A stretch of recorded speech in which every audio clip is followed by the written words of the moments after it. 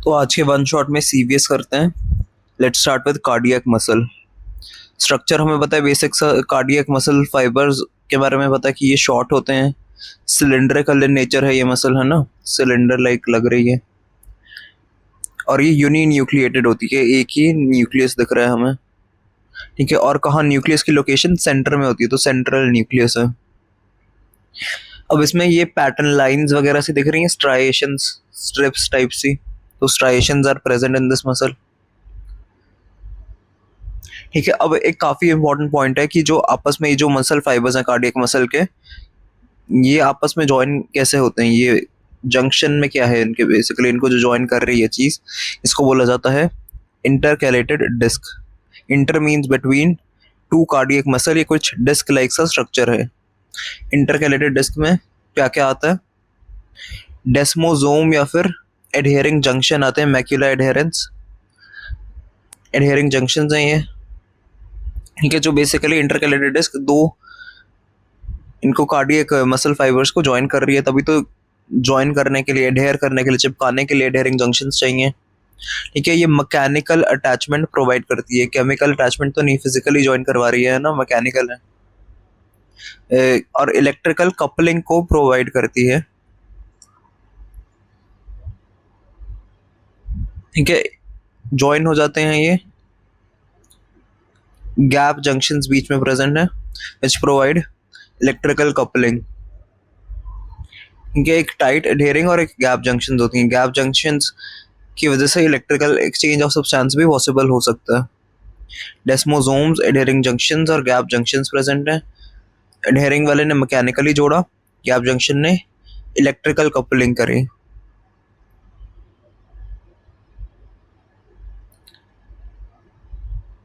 इनके फंक्शनल सिंसीशियम बन जाता है बेसिकली।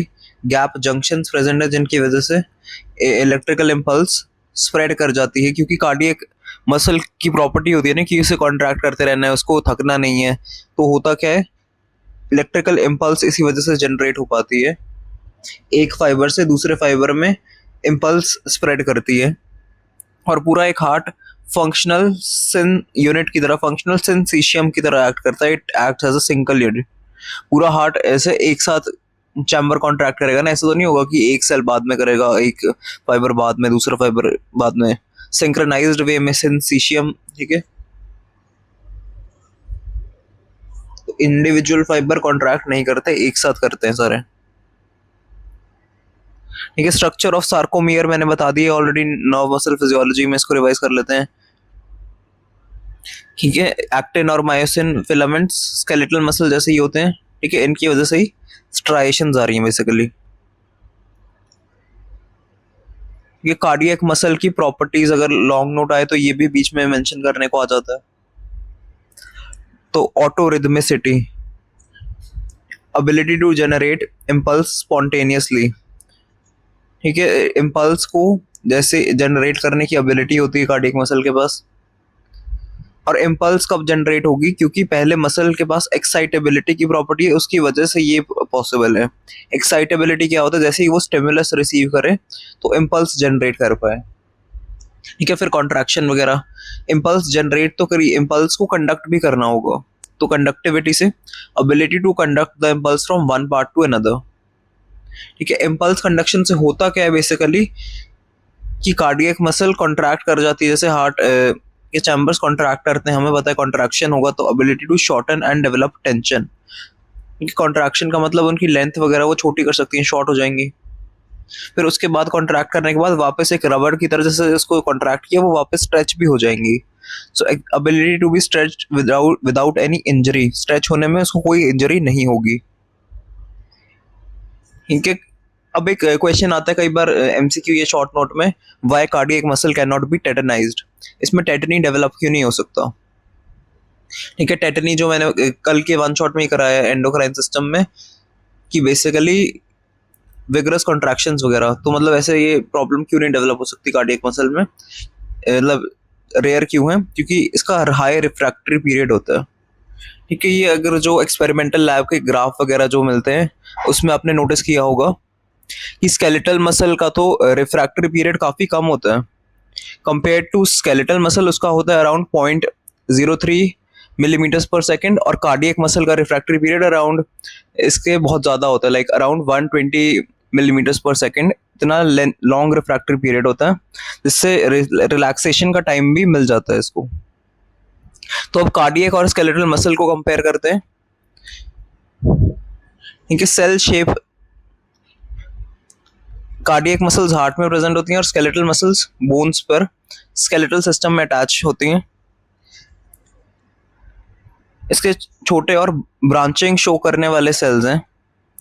इनके स्केलेटल मसल के सेल्स लॉन्ग और सिलेंड्रिकल हैं। न्यूक्लियस यूनिन्यूक्लिएटेड है, सिंगल और सेंट्रल। और स्केलेटल मसल में तो बहुत सारे मल्टी न्यूक्लिएटेड है, और पेरिफेरी पे न्यूक्लियस होते हैं, सेंटर पे नहीं होता।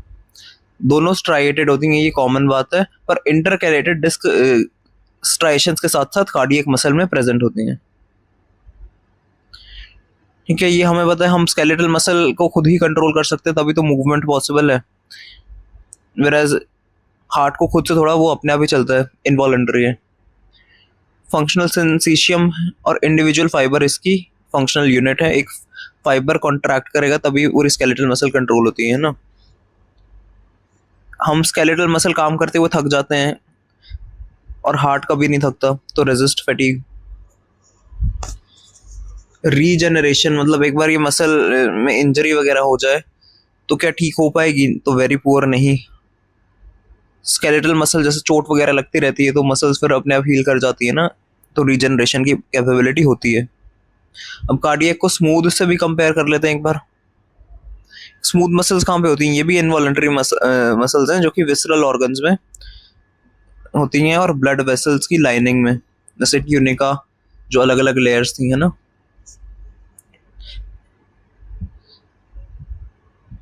इसके सेल स्पिंडल शेप्ड होते हैं ऐसे।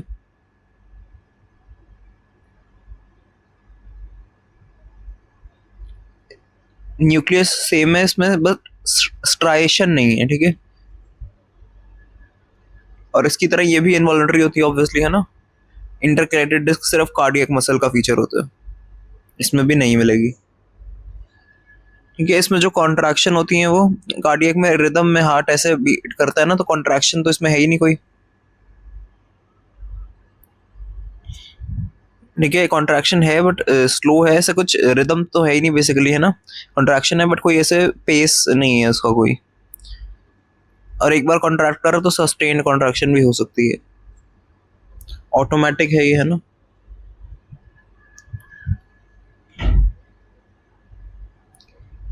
ठीक है, अगर इंटरकैलेटेड डिस्क डैमेज हो जाती है ना, तो कंडक्शन की प्रॉपर्टी है हार्ट के पास, बेसिकली इम्पल्स को एक पार्ट से दूसरे में कंडक्ट होना पड़ता है ना। जैसे ऐसे नोड ने जनरेट करी पेस मेकर ऑफ हार्ट, किसको बोलते हैं? ऐसे node is a modified cardiac muscle जो कि पेस मेकर ऑफ हार्ट है। इम्पल्स सेट करता है, फिर वो पर्किंजे फाइबर वगैरह पूरे सब में, पूरे हार्ट में ट्रैवल करती है ना। तो कंडक्शन की स्पीड कम हो जाएगी अगर इंटरकैलेटेड डिस्क ही खराब होगी। तो ए रिदमिया, रिदम, ए मतलब एब्सेंट, रिदम ढंग से नहीं बन पाएगी, डेवलप नहीं हो पाएगी। तो इस्चीमिया अगर हो रहा है, ढंग से ब्लड सप्लाई नहीं मिल रहा। मायोकार्डाइटिस, इन्फ्लेमेशन ऑफ मायोकार्डियम, ठीक है, कार्डियक मसल्स।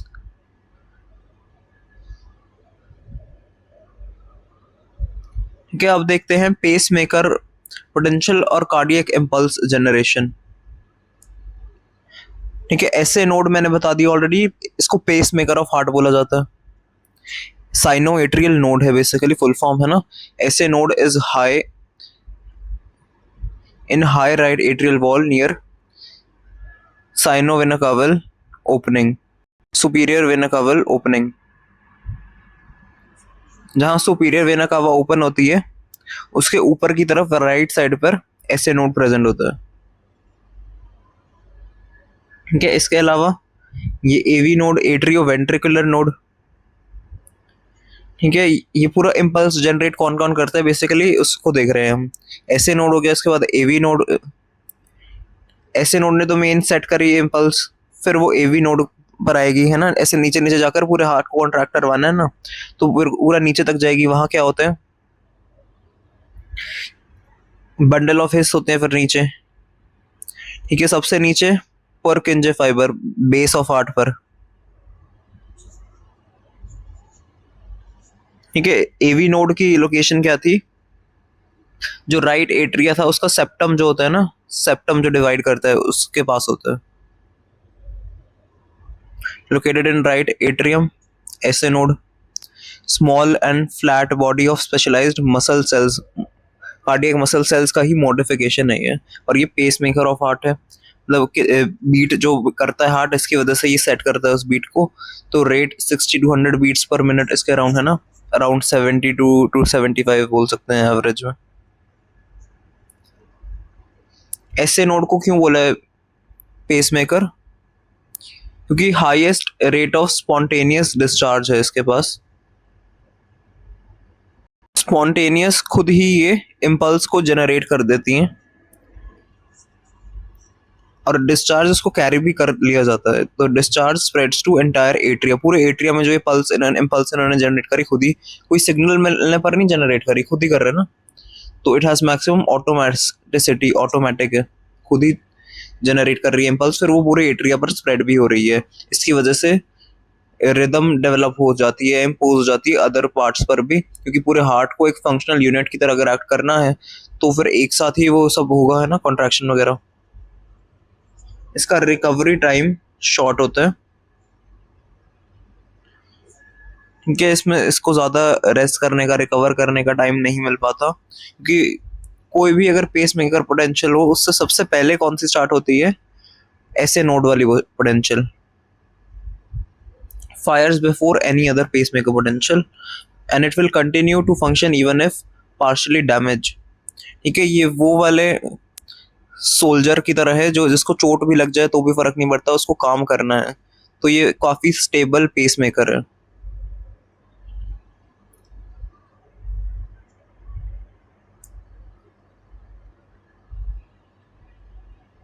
ठीक है, पेस मेकर पोटेंशियल का ग्राफ देख लेते हैं एक बार। बेसिकली इसको 4 फेजेस में डिवाइड कर सकते हैं, पहले हम लास्ट वाले फेज से करेंगे, 4 3 1 एंड 0 ऐसे डिवाइड किया मैंने। तो पेस मेकर पोटेंशियल में कोई स्टेबल रेस्टिंग पोटेंशियल नहीं होती, ये फ्लक्चुएट करती रहती है, किसी पोटेंशियल में इसमें ये रुकी नहीं है, स्टेबल नहीं है, अनस्टेबल है, चेंज होती रहती है। तो फेज 4 पर स्लो डायस्टोलिक डीपोलराइजेशन है, स्लो डायस्टोलिक डीपोलराइजेशन, डायस्टॉल के टाइम पर डीपोलराइजेशन हो रही है।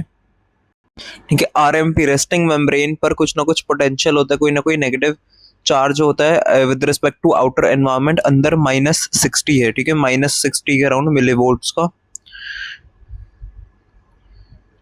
यहाँ पर पोटेंशियल है। ठीक है, अब उसमें क्या होगा, मेम्ब्रेन अब थ्रेशोल्ड लेवल पर उसको ले जाएगी।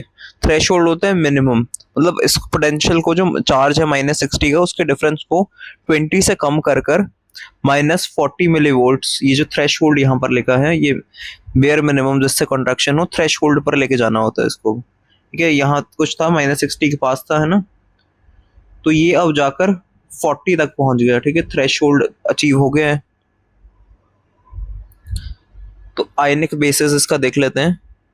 सबसे पहले क्या हुआ, तो अब बेसिकली स्लो डीपोलराइजेशन है, धीरे धीरे सेल जो मसल है वो डीपोलराइज स्टेट पर जा रही है। मतलब पोल्स का मतलब होता है जैसे अंदर बहुत, जैसे -60 मैंने चार्ज बोला, तो इसका मतलब है अंदर जो सेल के और बाहर के एक्सटर्नल एनवायरनमेंट में इतना डिफरेंस है, इतने पोल्स क्रिएट हो गए हैं। पोल जैसे होता है ना डिफरेंस, पोलैरिटी का डिफरेंस है, तो मतलब नेगेटिव चार्ज जो था अब उसको कम करेंगे हम, तो डीपोलराइज कर देंगे। तो बाहर पॉजिटिव है, अंदर नेगेटिविटी को कम किया, तो डीपोलराइजेशन की तरफ गए। नेगेटिविटी को कम कैसे करेंगे, पॉजिटिविटी को लाकर, पॉजिटिव चार्ज कैसे आएगा। ठीक है, सोडियम चैनल्स इसके जो होते हैं लोकेटेड, तो सोडियम चैनल्स ओपन हो जाएंगे, तो सोडियम की एंट्री हो जाएगी, तो पॉजिटिव चार्ज और आ रहा है। ठीक है, इसके अलावा यहाँ पर मेम्ब्रेन पर टाइप 2 कैल्शियम चैनल्स भी प्रेजेंट होते हैं, तो कैल्शियम की भी एंट्री हो रही है जिससे नेगेटिविटी कम हो रही है। और होता क्या है, हमें पता है कि सोडियम का इफ्लक्स होता रहता है सेल्स से, cells are bags of potassium, और पोटेशियम जैसे जो एक्सचेंज है सोडियम पोटेशियम ATPase है ना, उससे मैंने बताया था कि कितने सोडियम और पोटेशियम का इनका एक्सचेंज चलता रहता है, तो पोटेशियम बाहर भेजना पड़ता है सेल को, पर उस प्रोसेस को भी कम कर दिया जाता है इस फेज में। बेसिकली अगर पोटेशियम पॉजिटिव चार्ज कम बाहर जाएगा और बाहर से एक्सटर्नली पॉजिटिव चार्ज भी आ जाएगा, तो नेगेटिव चार्ज कम हो गया है ना, -60 से -40 पर पहुंच गया, तो मतलब डिक्रीज इन नेगेटिव चार्ज। ठीक है, अब क्या करवाना पड़ेगा, अब स्ट्रोक थ्रेशोल्ड तक तो पहुंच गए हम, मिनिमम डिपोलराइज स्टेट पर होने के लिए मेम्ब्रेन पोटेंशियल जितनी होनी चाहिए उतने तक तो पहुंच गए। अब इसको और पॉजिटिव की तरफ लेके जाएंगे, अब ग्राफ को ऊपर लेकर जाएंगे, अब स्ट्रोक करवाएंगे। ठीक है, और डिपोलराइजेशन हो रही है बेसिकली। ठीक है, तो ये 0 से भी ऊपर तक पॉजिटिव साइड पर पहुंच गए हैं हम, +10 से +20 मिलीवोल्ट्स तक अचीव कर लिए हैं। तो होता क्या है बेसिकली, अब कैल्शियम का रोल आ जाएगा। कैल्शियम के चैनल्स इतने रैपिडली खुल जाएंगे, एल टाइप कैल्शियम चैनल्स भी लोकेटेड है, एक टी टाइप कैल्शियम चैनल्स है और एक एल टाइप, ट्रांसवर्स और लॉन्गिट्यूडनल, दो तरह के चैनल्स होते हैं। अब ये वाले चैनल्स ओपन हो गए तो कैल्शियम का रैपिड, इतना ज्यादा कैल्शियम अंदर आ जाएगा जिस वजह से ये पॉजिटिविटी अंदर इतनी स्प्रेड हो जाएगी कि 0 से भी ज्यादा +10 से +20 मिलीवोल्ट्स की तरफ पहुंच गए। ठीक है, एक तरफ ये ग्राफ फिट हुआ, पोलराइज स्टेट मैक्सिमम होगी, अब हमें ये नीचे नीचे आते हुए को मिलेगा। ऐसा क्यों होगा, क्योंकि दोबारा से अब पोलराइज स्टेट अचीव हो रही है, देयर इज रीपोलराइजेशन अकरिंग।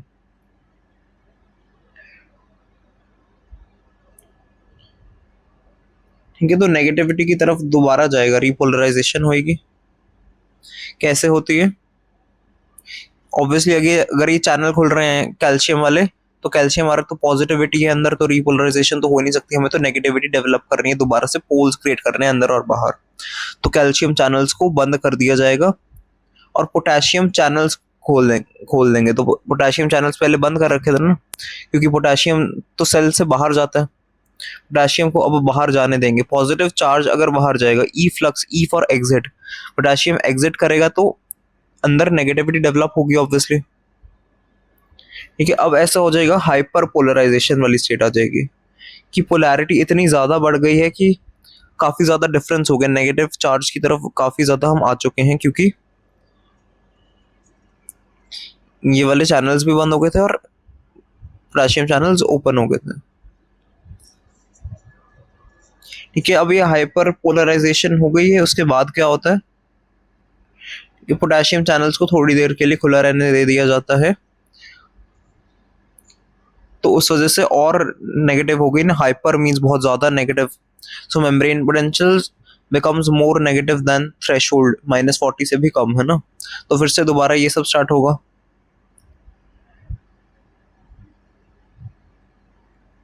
ठीक है, तो इसको सबसे पहले ऐसे भी देख सकते हैं कि पोलराइज स्टेट दोबारा अचीव हुई, फिर पोलराइज स्टेट मेंटेन रही, फिर डीपोलराइज स्टेट आई, तभी तो ऐसे लिखा है ना।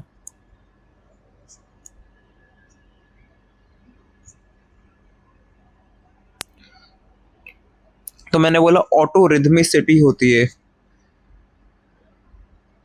खुद रिदम जनरेट कर सकती हैं ये मसल्स, कार्डियक है ना। तो डायस्टोलिक पोटेंशियल मैक्सिमम मैंने बताई थी -60 मिलीवोल्ट्स है ना, इतना डिपोलराइजेशन था, थ्रेशोल्ड -40 था। तो इस पर फिर एक्शन पोटेंशियल जनरेट हो जाती है। एक्शन पोटेंशियल हमें ऑलरेडी पता है क्या होता है ना, ऐसे node cells to generate impulse spontaneously, this ability is automaticity।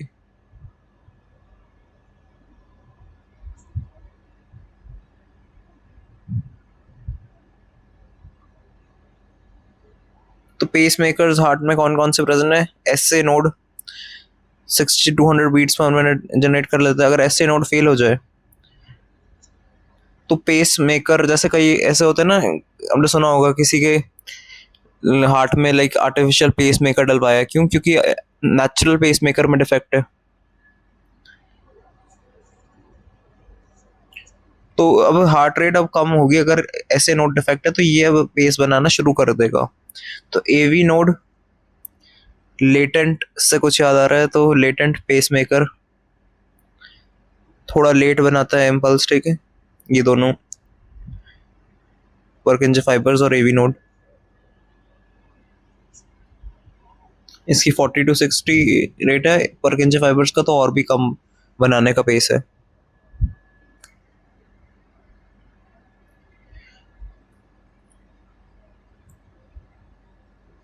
तो ऐसे नोड जो पेस मेकर पोटेंशियल ऐसे नोड बना रहा है वो action potential slow response show करेगी, whereas हम देख रहे हैं डिफरेंस बिटवीन ऐसे नोड वाली पोटेंशियल और वेंट्रिकुलर सेल, वेंट्रिकल्स के सेल जो नॉर्मली एक्शन पोटेंशियल बना रहे हैं। ठीक है, कार्डियक मसल की हमें पता है, ये तो अभी ऐसे नोड की मेम्ब्रेन पोटेंशियल -60 मिलीवोल्ट थी। हमें पता है कि जो कार्डियक मसल है उसकी RMP मैंने ऑलरेडी बता दी थी -90 मिलीवोल्ट्स होती है। ठीक है, जो अप स्ट्रोक होता है बेसिकली उस यहाँ पर कैल्शियम के एंट्री की वजह से पॉजिटिविटी हुई और नॉर्मल कार्डियक मसल में सोडियम का इन्फ्लक्स होता है। ठीक है, नॉर्मली स्लो डायस्टोलिक डीपोलराइजेशन जो धीरे धीरे हो रही थी डेवलप, वो वाला फेज में नहीं होता। अब स्ट्रोक वेलोसिटी स्लो होती है, whereas अब stroke velocity normal cardiac muscle की बहुत हाई होती है ऐसे नोड के कंपैरिजन में। कार्डियक मसल का लॉन्ग रिफ्रैक्टरी पीरियड, इसका short, that's why cardiac muscle can not be tetanized. इसके लिए रिफ्रैक्टरी पीरियड होता क्या है, ये एक पूरा ग्राफ होता है एक्सपेरिमेंटल फिजियोलॉजी में, वो मैं कराऊंगा। ठीक है,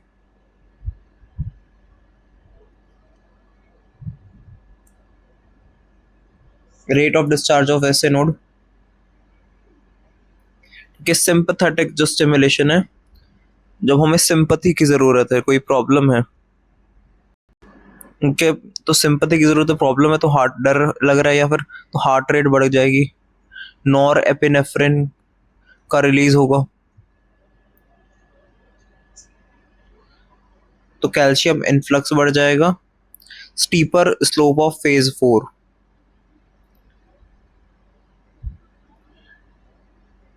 ठीक है, जो डीपोलराइजेशन है उसका स्टीप हो जाएगा, मतलब ऐसे यहाँ है, ये थोड़ा लाइन की तरफ ऐसे आ जाएगा, ये तो अभी कर्व हो रहा है ना, तो कुछ ऐसा सीधा बहुत नीचे की तरफ और नेगेटिव की तरफ चला जाएगा, मतलब है कहने का स्लोप। तो थ्रेश होल्ड अर्ली हो जाएगा, थ्रेश होल्ड पहले ही अचीव कर लेगा -40 वाला जो था, तो और नेगेटिव की तरफ क्योंकि जाना है इसको, हार्ट रेट बढ़ जाएगी, तो स्लोप फेज 4 का चेंज हो गया, उसकी वजह से हार्ट रेट में चेंज आ जाएगा। ठीक है, अगर लेट इसका बिल्कुल ऑपोजिट कर दो, पैरासिम्पथेटिक में हार्ट रेट कम करनी होती है ना, तो पोटेशियम का इफ्लक्स होता है, तभी तो अंदर की पॉजिटिविटी बाहर जाएगी और नेगेटिव डेवलप होगा, बट उसकी वजह से थ्रेशोल्ड जल्दी -40 तक जल्दी नहीं पहुंच पाते और हार्ट रेट कम हो जाती, क्योंकि यहाँ पर तो कैल्शियम का इन्फ्लक्स ही हो गया ना डायरेक्टली, जो मैंने बताया था काफी ज्यादातर उसका रोल ही है पॉजिटिविटी डेवलप करने में।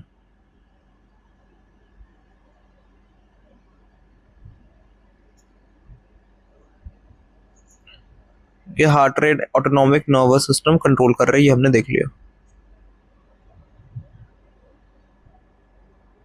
ठीक है, ये दोनों रिदम में डिफरेंस भी होता है ऐसे और एवी नोड के बीच में।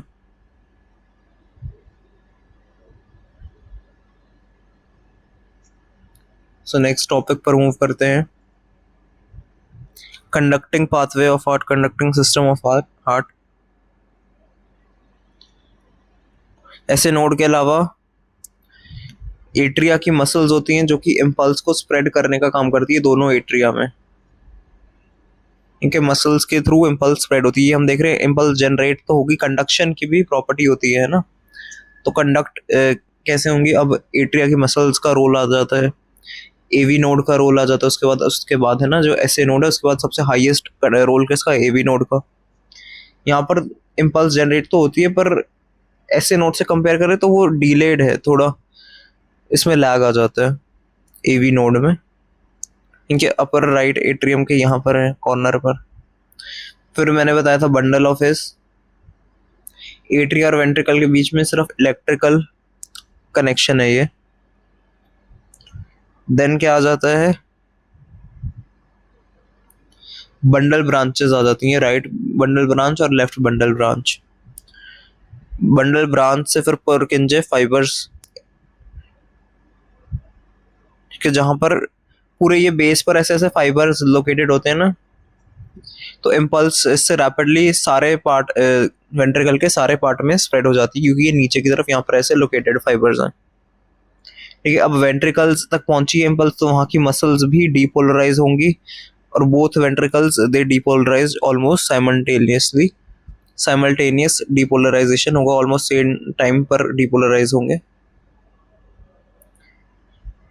कंडक्टिंग सिस्टम है स्पेशलाइज्ड कार्डियक मसल, ये ना ये अलग अलग टाइप की कार्डियक मसल का ही मॉडिफिकेशन है। इम्पल्स का एक पाथवे होता है फिक्स्ड, है ना, जहां पर लास्ट में ये परकिंजे फाइबर्स तक पहुंची। एट्रियल कॉन्ट्रैक्शन सबसे पहले, देन वेंट्रिकल्स का, ये तो सबको पता होता है ना।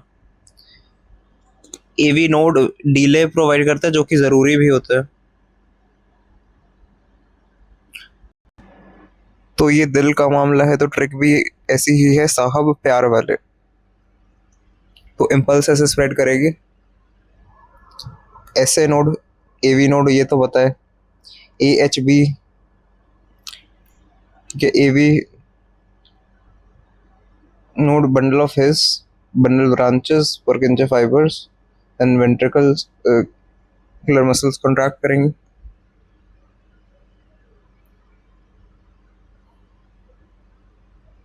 देन एक्शन पोटेंशियल, ये तो देख ही ली हमने सारे फेजेस।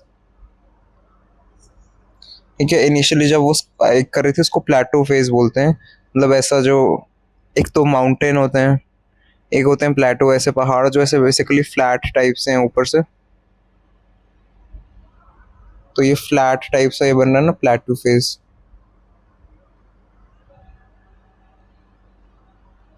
ठीक है, जब पोटेशियम का इफ्लक्स हो रहा है उसको बोलते हैं एक्शन पोटेंशियल। ये कार्डियक सेल्स की है, ठीक है। डीपोलराइजेशन, इसमें सोडियम का इन्फ्लक्स होता है, वो हमने जो कंपेयर किया था ना इस ग्राफ को, जो ऐसे नोड का ग्राफ था और ये नॉर्मल, अब इसका ग्राफ हम देख रहे हैं। ठीक है, दोनों के कंपैरिजन में ऑलरेडी मैंने लिख दिया था, सोडियम का इन्फ्लक्स होता है यहाँ पर, है ना, तो सोडियम की एंट्री से पॉजिटिव चार्ज आया तो डीपोलराइजेशन हुई, डीपोलराइजेशन के बाद रीपोलराइजेशन हो गई इनिशियली।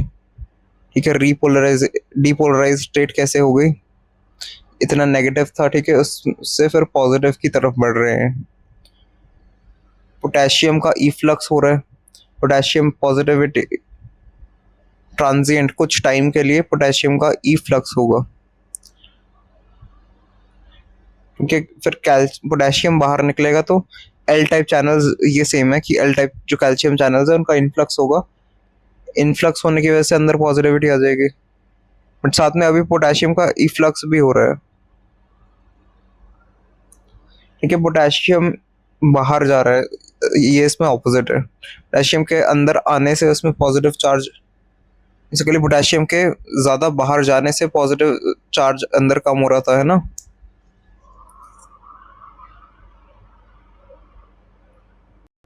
ये आयनिक बेसिस देख लेते हैं समझने के लिए। सबसे पहले सोडियम अंदर आएगा, सोडियम का इनफ्लक्स होगा, सोडियम के चैनल्स खुल जाएंगे जिसकी वजह से पोलराइज स्टेट खत्म होगी, पर पोटेशियम का ई फ्लक्स हो रहा है यहाँ पर। ये जो ट्रांजिएंट पोटेशियम चैनल्स हैं वो खुल रहे हैं, पोटेशियम चैनल सेल की मेम्ब्रेन पर है वो खुल रहे हैं, तो सेल के अंदर से बाहर जा रहे हैं, कार्डियक सेल से पोटेशियम बाहर की तरफ जा रहा है। ठीक है, अब क्या होगा, कैल्शियम का इनफ्लक्स होगा, कैल्शियम इनफ्लक्स तभी होगा जब पोटेशियम का इफ्लक्स होगा, कि किसी चीज के बदले में कुछ बाहर जाएगा और कुछ अंदर आएगा, ऐसा समझ लो, एक्सचेंज हो रहा है बेसिकली, कैल्शियम को हम बाहर भेज रहे हैं, उसके बदले कैल्शियम को बुला रहे हैं, जो एल टाइप कैल्शियम चैनल्स हैं वो खोल लेते हैं, ठीक है, पोटेशियम को बाहर भेज के।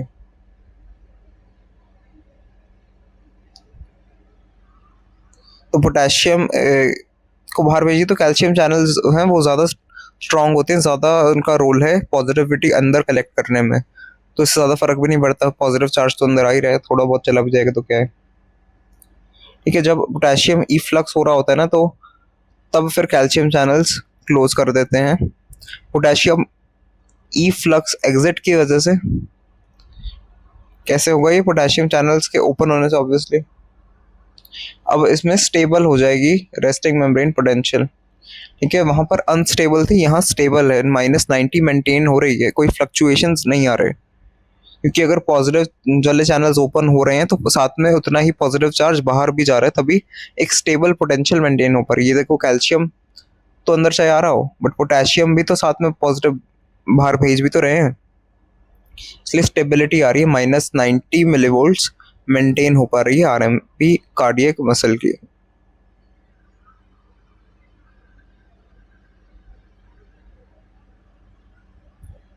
Okay, slow response action potential pacemaker cells of Cajal, okay, ये इनका पूरा नाम है।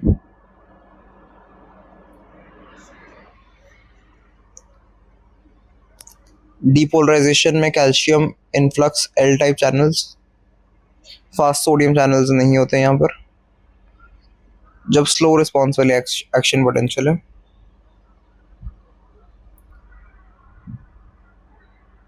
ठीक है, सबसे पहले पर पेसमेकर पोटेंशियल स्प्रेड हुई, जो डीपोलराइजेशन अपने आप ही हो रही है, यही हो रहा है पोटेशियम इफ्लक्स, सोडियम, अगर सोडियम है तो उसका भी होगा फिर इनफ्लक्स, और टाइप 2 कैल्शियम चैनल्स का तो होता ही है। ये दोबारा पोलराइजेशन कैल्शियम के बाहर निकलने की वजह से इसमें फेज 1 और 2 एब्सेंट होते हैं।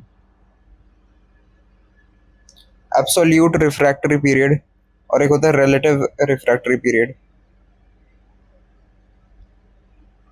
ठीक है, एब्सोल्यूट रिफ्रैक्टरी पीरियड किसको बोलते हैं?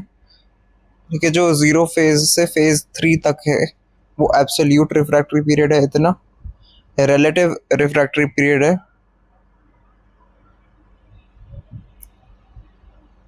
ठीक है, इसकी वजह से क्या हो रहा है,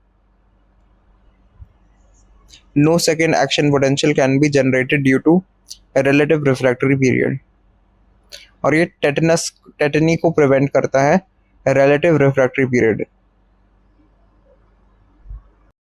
एब्सोल्यूट वाला रिफ्रैक्टरी पीरियड है ना, टेटनी को प्रिवेंट कर रहा है और कॉन्ट्रैक्शन करवा रहा है, ये इन्हीं स्टेप्स की वजह से तो हो रहा है कॉन्ट्रैक्शन पॉसिबल।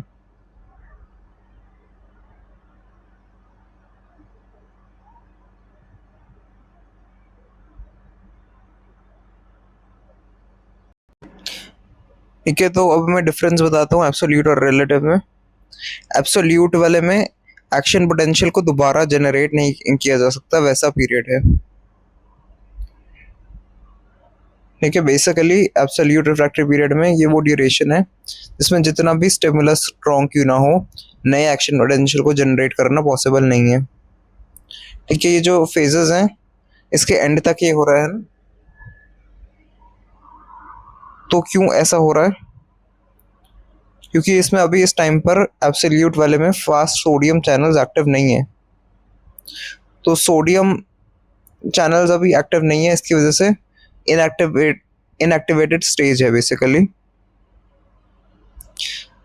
तो मेम्ब्रेन को बेसिकली पोलैरिटी दोबारा डेवलप करनी पड़ेगी, क्योंकि अकेले ये वाले चैनल्स, इफ लिखा है ना सोडियम, तो अकेले अगर ये वाले चैनल्स करेंगे तो इतनी पोलैरिटी नहीं हो पाएगी अगर सोडियम चैनल्स प्रेजेंट ना हुए तो।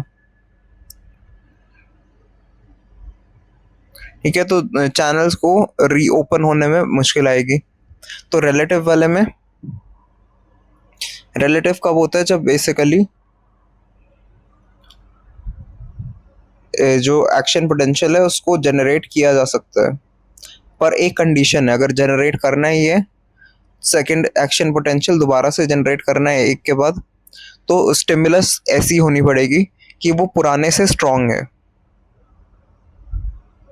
कि नॉर्मल से ज़्यादा, थ्रेशोल्ड जो मिनिमम होता है थ्रेशोल्ड उससे अबव, तो सुपरा थ्रेशोल्ड स्टिमुलस देनी पड़ेगी to generate the action potential. ठीक है, इससे होता क्या है बेसिकली, सोडियम चैनल्स जब क्लोज थे तो सोडियम चैनल्स अगर वापस खुल जाएं, सोडियम चैनल्स की प्रेजेंट की वजह से अगर डिफरेंस में लिखने करवाए को आए तो इसमें लिखना है कि सोडियम चैनल्स एक्टिवेट होते हैं, एब्सोल्यूट में एक्टिव नहीं होते। सोडियम चैनल्स भी एक्टिव हैं और पोटेशियम इफ्लक्स भी चल रहा है, तो सेल इजीली पहुंच पाएगा ना पोलराइज स्टेट में।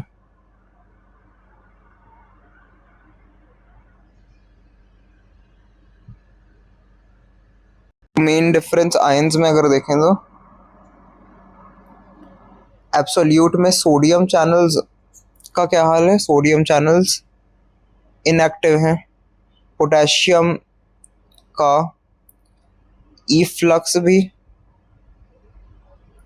नहीं हो रहा, विराज रिलेटिव में सोडियम चैनल्स भी एक्टिव हैं, पोटेशियम का ई फ्लक्स भी इस वजह से हो पा रहा है।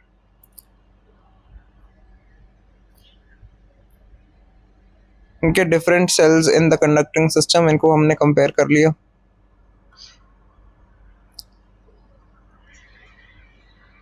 ये सब पॉइंट्स देख लिए। कंडक्टिंग वेलोसिटी अब देख लेते हैं, 0.05 मीटर्स पर सेकेंड होती है इसकी।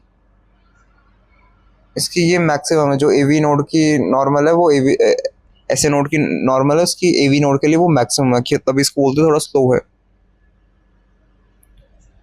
पर किंजे फाइबर्स की बहुत ज़्यादा है, पूरे वेंट्रिकल्स तक लेके जाना है, 2 to 4 मीटर्स पर सेकेंड तक इनकी वेलोसिटी है।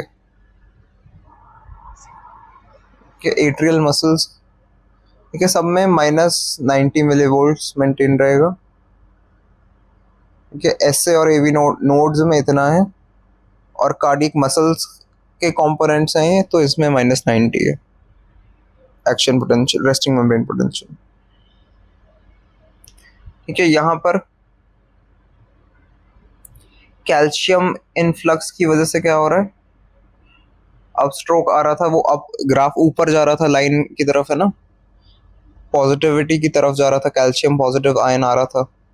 यहाँ पर सोडियम इनफ्लक्स, सोडियम के आने की वजह से हो रहा है इन सब में। पेस मेकर पोटेंशियल इन सब में एब्सेंट है।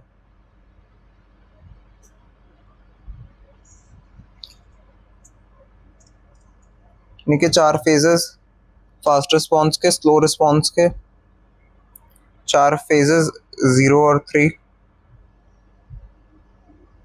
ठीक है, जो रिफ्रैक्टरी एब्सोल्यूट रिफ्रैक्टरी पीरियड है वो टेटनस को प्रिवेंट करता है और नॉर्मल रिदम को मेंटेन करता है।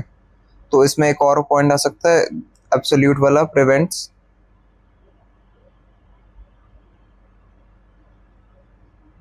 टेटनी।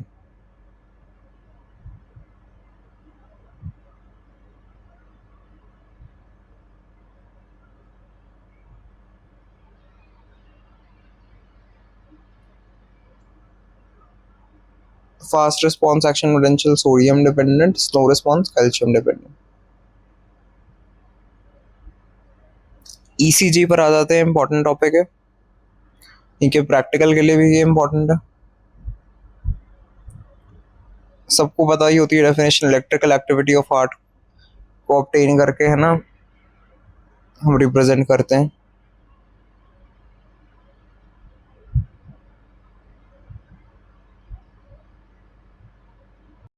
ठीक है, इसको समझने के लिए कुछ बेसिक बातें पहले पता होनी चाहिए। तो पहली बात, अगर जो डीपोलराइजेशन है, डीपोलराइजेशन की बेसिकली वेव है पॉजिटिव इलेक्ट्रोड की तरफ जा रही है, it is towards the positive electrode, तो डिफ्लेक्शन किस साइड होगा, वेव मतलब ऊपर की तरफ जाएगी, अपवर्ड डिफ्लेक्शन होगा।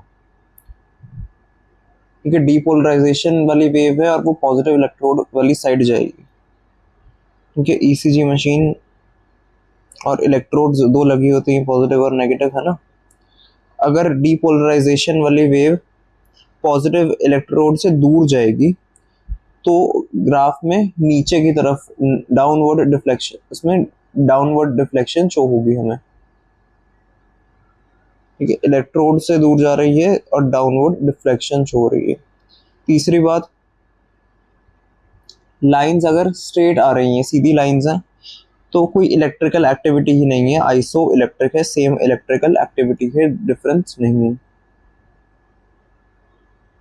ठीक है, नॉर्मल ईसीजी वेव्स। ठीक है, ईसीजी में क्या क्या वेव्स दिखती हैं? तीन मेन कंपोनेंट्स होते हैं। पहले क्यू वेव है, ठीक है, then we have T wave, फिर उसके अलावा एक म्यू वेव भी होती है, then apart from that Q R S complex तो सबको पता है ना।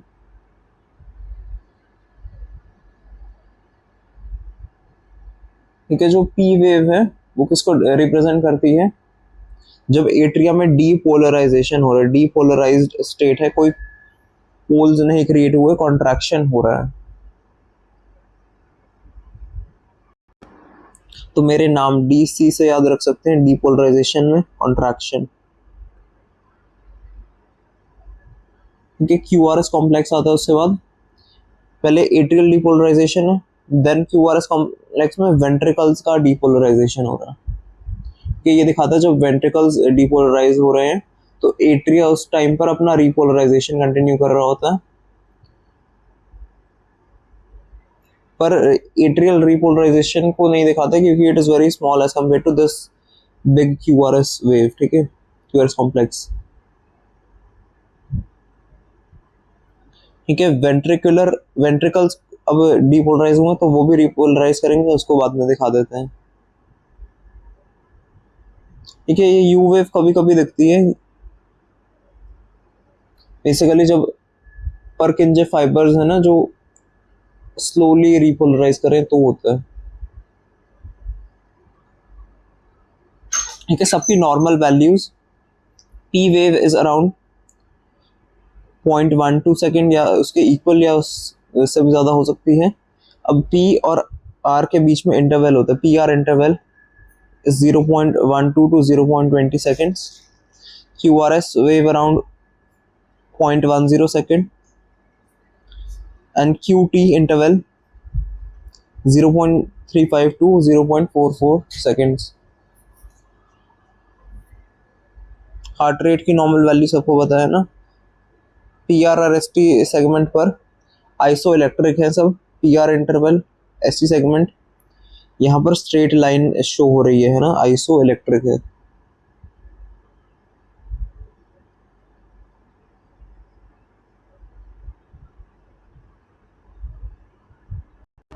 ठीक है, पी आर इंटरवल बेसिकली क्या है? ये 0.20 सेकेंड्स का टाइम, ये क्यों है?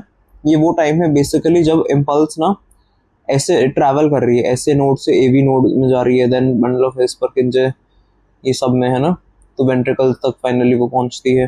तो उस वो कंडक्ट होने में 0.20 सेकेंड के अराउंड टाइम लग जाता है। तो अगर ये टाइम 0.20 सेकेंड से ज़्यादा है तो कोई ना कोई प्रॉब्लम है, इसका मतलब।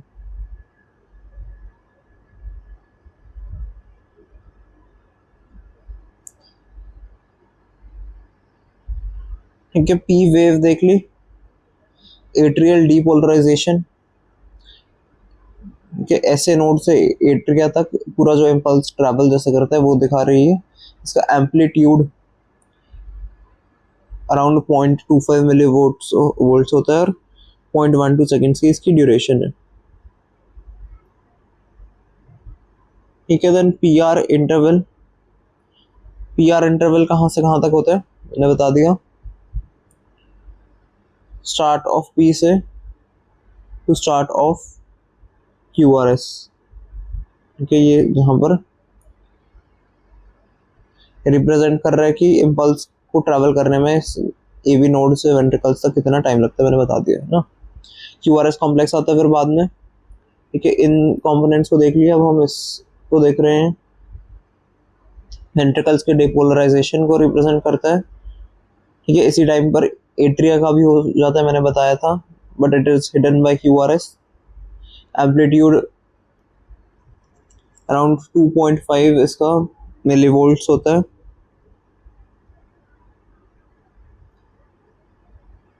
और ड्यूरेशन अराउंड 0.10 सेकेंड।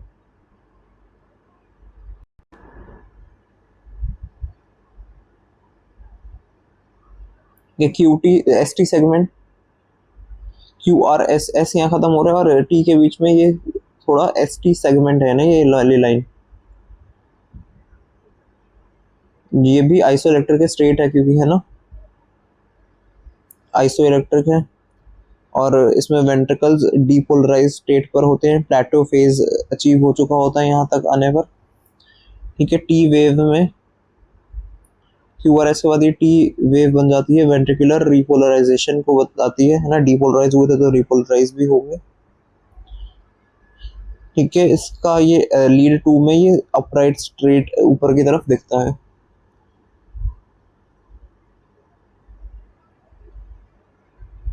ठीक है, ये एम्पलीट्यूड और ड्यूरेशन है 0.25 और 0.5 मिलीवोल्ट एम्पलीट्यूड।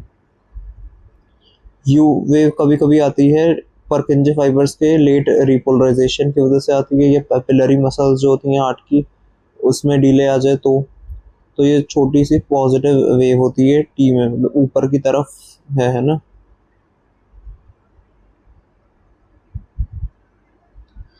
ठीक है, ये लिम्ब लीड्स, ये एक तरह का ट्रायंगल बन रहा है, 3 लीड्स हैं, इसलिए इसको डिस्कवर जिसने किया उसके नाम पे इथोवंस, और जो बन रहा है ट्रायंगल। ठीक है, कौन सी लीड कहाँ पर रखी है ये फ्रीक्वेंटली MCQ वगैरह में पूछा जाता है और क्लिनिकल लैब में वाइवा वगैरह में भी पूछा जा सकता है। ठीक है, जो 3 लीड्स हम लगाते हैं, लीड 1 कहाँ लगाते हैं, क्योंकि 3 लोकेशन है जहाँ पर जो इलेक्ट्रोड होता है ना उसको लगाते हैं। तो ये राइट आर्म और लेफ्ट आर्म, दोनों आर्म्स के बीच में जो पोटेंशियल डिफरेंस है ना उसको देखती है। ठीक है, तो इसमें हो क्या रहा है, पोलैरिटी है बेसिकली। राइट आर्म जो है वहां पर एक तरह से जो टर्मिनल बन रहा है, ठीक है, ये नेगेटिव होती है, ये माइनस का साइन है, ये रहा, राइट आर्म पर नेगेटिव है और लेफ्ट आर्म पर पॉजिटिव पोटेंशियल डेवलप हो रही है, तो इनके बीच के ये डिफरेंस, पोटेंशियल डिफरेंस को मेजर कर रहा है। ये तो राइट आर्म से लेफ्ट आर्म बेसिकली डायरेक्शन क्या है, राइट आर्म और लेफ्ट आर्म के बीच में ये चलता है। ठीक है, और हॉरिजॉन्टली ऐसे जा रहा है, तभी ये ट्रायंगल बन रही है। क्यों, क्योंकि ये साइन डिफरेंस है, ये नेगेटिव ये पॉजिटिव, और ये स्ट्रेट यहाँ तक ऐसे जा रहे हैं दोनों आर्म्स के बीच में हॉरिजॉन्टली, तो तभी तो ये ट्रायंगल का बेस टाइप बन पा रहा है।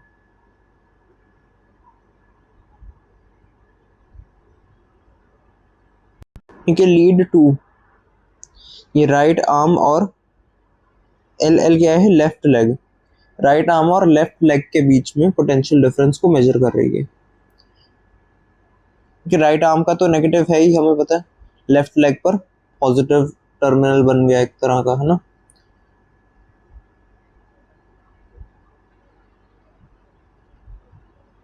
ठीक है, लीड 2 सबसे अच्छी होती है, ये डायगोनली जा रही होती है और नेचुरली हार्ट में वेव्स भी ऐसे ही बनती हैं, तो इसमें बेस्ट आता है लीड 2 में। ये सबसे अच्छी वेव्स इसी में दिखेंगी, ये ऐसे जाती है। लीड 3 ये किसके बीच में है, ये लेफ्ट आर्म और लेफ्ट लेग के बीच में, तीन ही जगह लगाएंगे तभी तो ट्रायंगल बोल रहे हैं। ये दोनों के बीच, राइट और लेफ्ट आर्म दोनों के साथ कॉम्बिनेशन में है ना। तो लेफ्ट आर्म पर तो नेगेटिव टर्मिनल बन रहा है, यहाँ पर ऐसा हो रहा है, पहले लेफ्ट आर्म पर पॉजिटिव बन रहा था, लेफ्ट लेग पर पॉजिटिव टर्मिनल होता है हमेशा, यू शुड रिमेम्बर दिस। तो लेफ्ट लेग पर अगर हमेशा पॉजिटिव टर्मिनल है तो लेफ्ट आर्म को हम नेगेटिव कर देंगे, तो इनके बीच का डिफरेंस मेजर होगा ना, तभी तो ये माइनस करके देख रहे हैं, दोनों का पोटेंशियल का डिफरेंस है। तो इथोवन्स लॉ भी होती है इसी ट्रायंगल को बना के, जैसे ये ट्रायंगल है तो मैथ्स वाली इक्वेशंस वगैरह हम अचीव कर सकते हैं। ठीक है, तो lead 1 plus lead 2 plus lead 3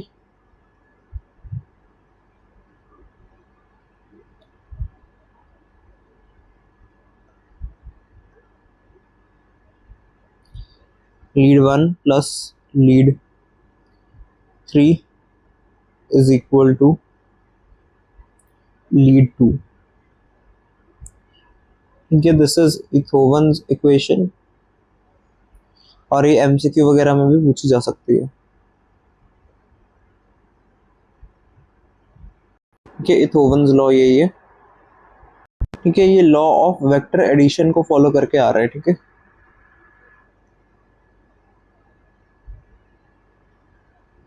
ठीक है, अब चेस्ट में कौन सी लीड्स लगती हैं? क्योंकि कौन सी लीड्स हैं? यूनिपोलर प्रीकॉर्डियल लीड्स हैं बेसिकली।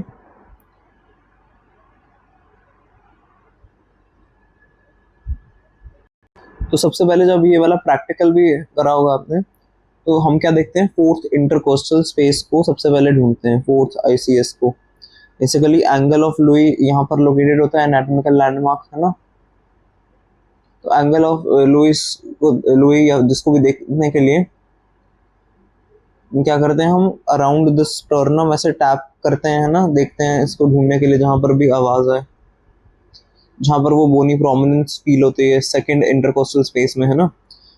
सेकंड आईसीएस की तरफ देखेंगे हम, और जहां पर भी फील हो वो एंगल ऑफ लुई है। और ये जो एंगल ऑफ लुई है इसके साइड में ही सेकंड इंटरकोस्टल स्पेस होती है, और सेकंड इंटरकोस्टल की स्पेस की हेल्प से ही हम रिब्स का नंबर भी काउंट कर सकते हैं।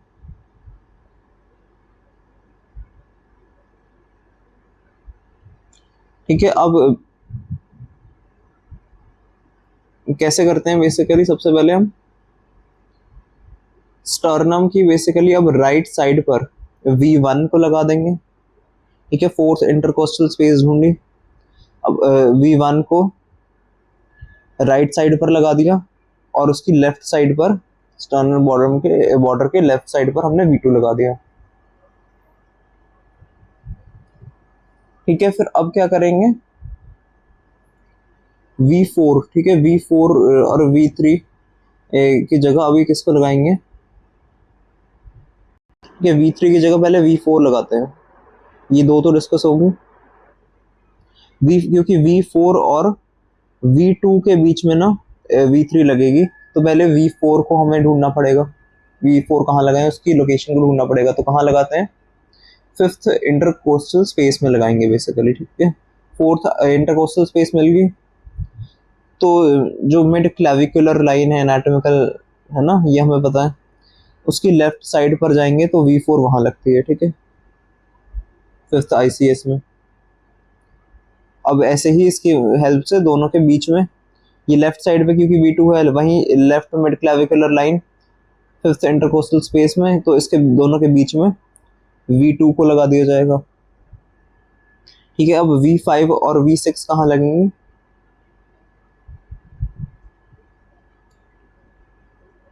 तो अब क्या करना है कि V4 से आगे ही ना, फिफ्थ इंटरकोस्टल स्पेस से ही थोड़ा सा आगे जाकर उसके अराउंड पास में ही एक लाइन होगी, anterior axillary line, left anterior axillary line, same horizontal level as V4। ठीक है, V4 से ही थोड़ा हॉरिजॉन्टली ऐसे थोड़ा सा आगे जाकर V5 लगा देंगे। ठीक है, एक्सिला जो होता है ना, हमें पता है एनाटॉमी में, एक्सिलरी लाइन।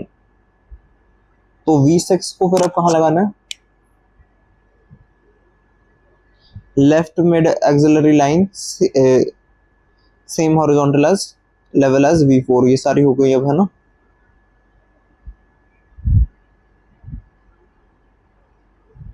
ठीक है, V फॉर वोल्टेज है, ये वोल्टेज वाली लीड्स हैं 6 टोटल, क्योंकि यूनिपोलर एक ही पोलैरिटी वाली प्रीकॉर्डियल लीड्स हैं ये। ठीक है, प्रीकॉर्डियल वर्ड बेसिकली चेस्ट के रीजन के लिए यूज होता है जो अराउंड हार्ट है। कॉर्डियम ठीक है, हार्ट के लिए यूज होता है, और उससे प्री थोड़ा सा पहले वाले रीजन पर ये लीड्स लगेंगे ना। ठीक है, इतना हो गया।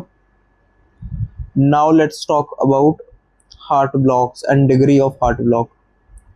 ठीक है, ये भी इंपॉर्टेंट टॉपिक है। कितने डिग्री के हार्ट ब्लॉक होते हैं? 3 होते हैं डिग्री ऑफ हार्ट ब्लॉक्स। उसमें से जो 2 वाला है उसमें 2 सब डिविजन है बेसिकली।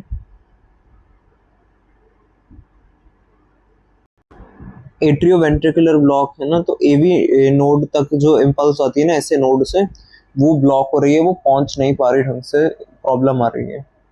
इसके पीछे के अलग अलग रीजन हो सकते हैं। पहले फर्स्ट डिग्री वाला एवी ब्लॉक देख लेते हैं, क्योंकि बेसिकली पूरे कंडक्शन में डिफेक्ट है। Conduction is slow throughout the AV node. अगर ये बेसिकली इम्पल्स जो है वो वेंट्रिकल्स तो तक तो इजीली जा रही है, पर एवी में डिले ज्यादा आ रहा है, वहां पर टाइम लग रहा है। ठीक है, अराउंड 0.1 सेकेंड का डिले होता है, पर प्रोलॉन्ग्ड डिले है यहाँ पर, है ना। तो पी और आर इंटरवल इसमें ज़्यादा देखने को मिलता है। ईसीजी में देखें तो prolonged P R interval, normal P R interval, ठीक है, अराउंड 0.12 सेकेंड्स का था, याद है। तो ये पर यहाँ पर 0.2 के अराउंड हो रहा है, इससे ज़्यादा हो रहा है इनफैक्ट, है ना। तो जैसे ही पी वेव के बाद क्यूआरएस कॉम्प्लेक्स है वो आ जाएगा, उसके बाद सारे क्यूआरएस कॉम्प्लेक्स सेम से लगेंगे। ठीक है, तो क्यूआरएस कॉम्प्लेक्स ये वाला भी सेम है, ये भी सेम है, तो कांस्टेंट क्यूआरएस आएंगे। ठीक है, variation in QRS is less. QR वाला इंटरवल ये इंक्रीज हो रहा है। All P waves are conducted.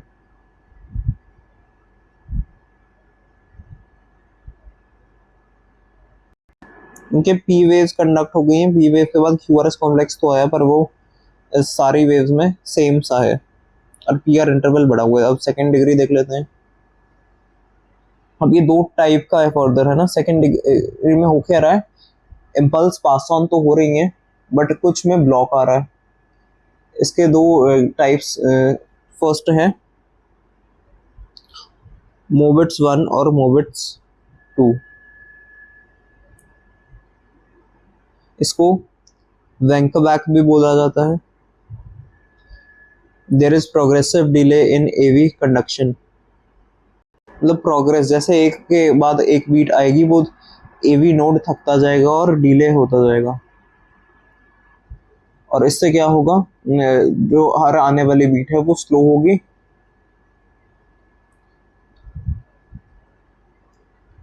तो P R interval gradually prolongs. ठीक है, ये अब रेस्ट करने लग जाएगा, पी आर इंटरवल को बढ़ा देगा, थक जाएगा। तो ड्रॉप्ड क्यूआरएस, क्यूआरएस की कंडक्शन कम होगी, क्योंकि ये क्यूआरएस ऊपर की तरफ उठ नहीं रहा, ये वेव्स ही नीचे जा रही हैं। ठीक है, इसमें धीरे धीरे ड्रॉप हो रहा है। एक कंडीशन है जिसमें धीरे धीरे ड्रॉप हो रहा है क्यूआरएस। जो डिग्री 2 है उसमें एकदम से ही इंटरमीडिएट फेलियर ऑफ कंडक्शन हो रहा है। ठीक है, ये वाला थोड़ा डेंजरस टाइप का हार्ट ब्लॉक है।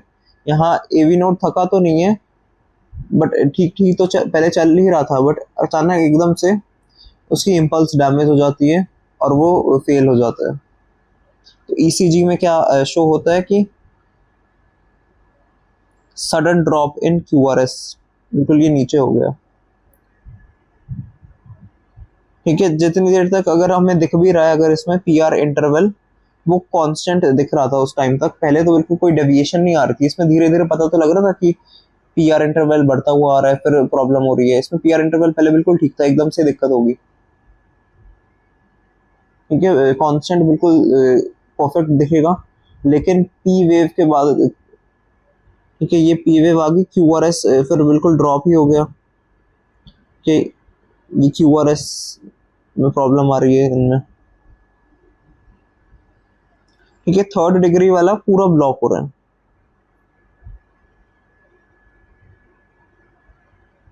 क्योंकि ये खतरनाक, अगर ये सब कुछ हो गया, सेकेंड डिग्री तक हार्ट ब्लॉक पहुंच चुका है, फेलियर हो गया, तो इसके बाद पेस मेकर जो लगवाते हैं उसकी ज़रूरत पड़ सकती है। और थर्ड डिग्री वाला खतरनाक वाला डेवलप हो सकता है। थर्ड डिग्री में पूरा रास्ता ही ब्लॉक हो रहा है, मतलब एट्रिया और वेंट्रिकल्स अब एक दूसरे से कंडक्ट नहीं कर पा रहे, उन दोनों का कनेक्शन टूट चुका है। No conduction between atria and ventricles.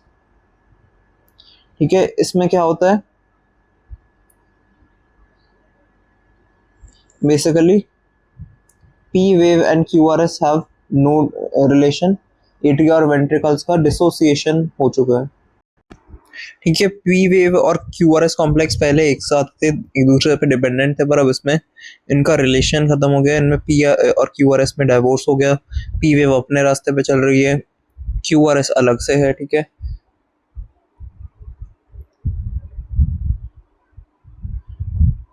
तो ये था prolonged PR interval primary block में। सेकेंडरी में प्रोलॉन्ग्ड पीआर था जिससे हार्ट बीट में ड्रॉप आया था, और अगर कांस्टेंट पीआर रही, एकदम से पहले पीआर कांस्टेंट रही, फिर हार्ट बीट एकदम से ही ड्रॉप हो जाती है, फिर वो 3 डिग्री में भी कन्वर्ट हो सकता है, कंप्लीट हार्ट ड्रॉप। इसमें पूरा relation between P and QRS ही खत्म हो जाता है और एस्केप रिदम टेक्स ओवर। ठीक है, बेसिकली अगर एसए नोड, एवी नोड ये खराब हो गए हैं तो एस्केप करने के लिए कुछ ना कुछ, तो बचने के लिए रिदम जनरेट करनी पड़ेगी ना।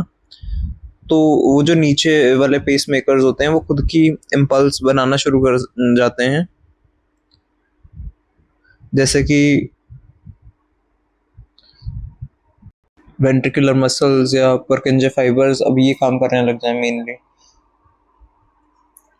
पर थोड़ी बहुत रिदम तो होगी, बट वो बहुत स्लो होगी, हमने देखा था है ना, इनकी वेलोसिटी काफी स्लो होती है।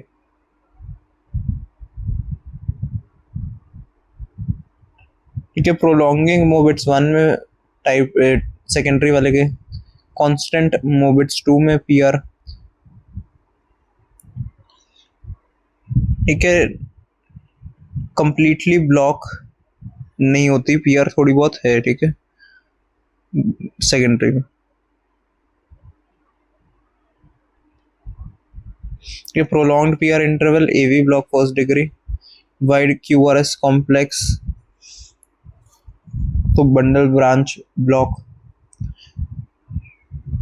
एसटी एलिवेशन कब होती है? मायोकार्डियल इन्फाक्शन में, एमआई में एस टी सेगमेंट का एलिवेशन हो जाता है।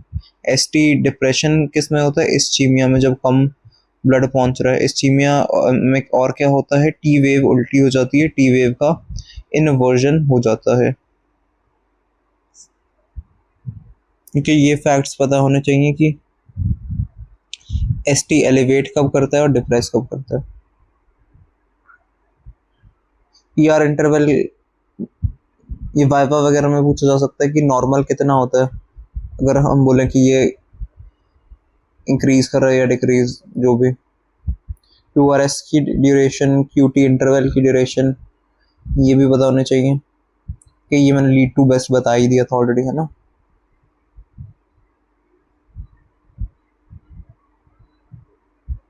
ठीक है, P wave atrial depolarisation, QRS complex ventricular, D फिर टी वाली वेव रीपोलराइजेशन।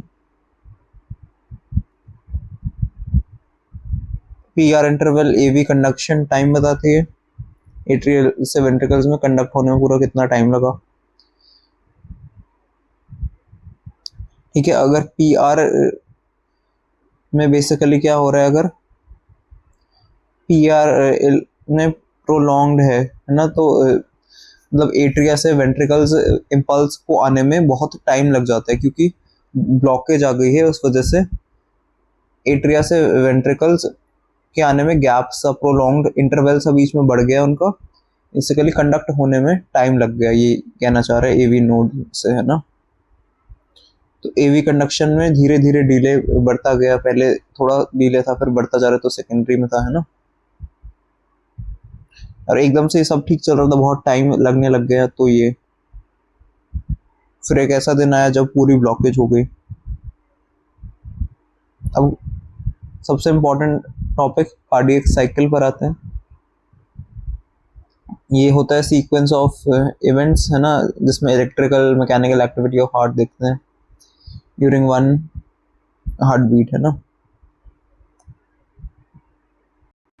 सबसे पहले बात करते हैं एट्रियल सिस्टोल की। ठीक है, एट्रियल कॉन्ट्रैक्शन हो रहा है, ठीक है, एट्रिया कॉन्ट्रैक्ट करेंगे और एवी वॉल्स ओपन हो जाएंगी। एवी वॉल्स की ओपनिंग होगी, इस टाइम पर सेमी ल्यूनर वॉल्स क्लोज हो जाते हैं। ठीक है, बेसिकली एट्रिया का कॉन्ट्रैक्शन होना जरूरी है ताकि ब्लड को वेंट्रिकल्स में पंप किया जा सके। तो होता क्या है, एवी वॉल्स बेसिकली एट्रियोवेंट्रिकुलर वॉल्स, या इन्हें एट्रिया और वेंट्रिकल वाले वॉल्स, जो ये क्या होते हैं, basically back flow of blood को प्रिवेंट करते हैं। जब ओपन होना है इनको तभी होंगे और क्लोज होना फिक्स्ड टाइम पर होते हैं। ठीक है, ट्राइकस्पिड या फिर मिट्रल वॉल्व भी बोलते हैं ना। तो ये ओपन हो जाते हैं और इस टाइम पर सेमी ल्यूनर वॉल्व, ये वाले वॉल्व ओपन हो रहे हैं तो मतलब ब्लड एक टाइम पर एक ही डायरेक्शन में जाएगा। ठीक है, तो इसलिए सेमी ल्यूनर वॉल्व को क्लोज कर देना पड़ता है। ठीक है, ट्राइकस्पिड वॉल्व को क्लोज कर देते हैं और एवी वॉल्व को ओपन कर देते हैं। ठीक है, जिससे क्या हो रहा है, एट्रिया से ब्लड वेंट्रिकल्स की तरफ जा रहा है। ठीक है, अब वेंट्रिकुलर फिलिंग हो रही है, बेसिकली इंक्रीज वेंट्रिकुलर फिलिंग। तो एट्रिया वाला ब्लड था वो वॉल्स के खुलने से अब वेंट्रिकल्स में चला गया।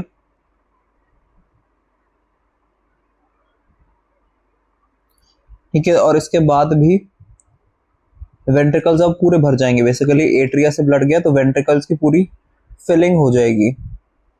अब वेंट्रिकल्स पूरे भर चुके हैं, तो ventricles are full at this point, है ना।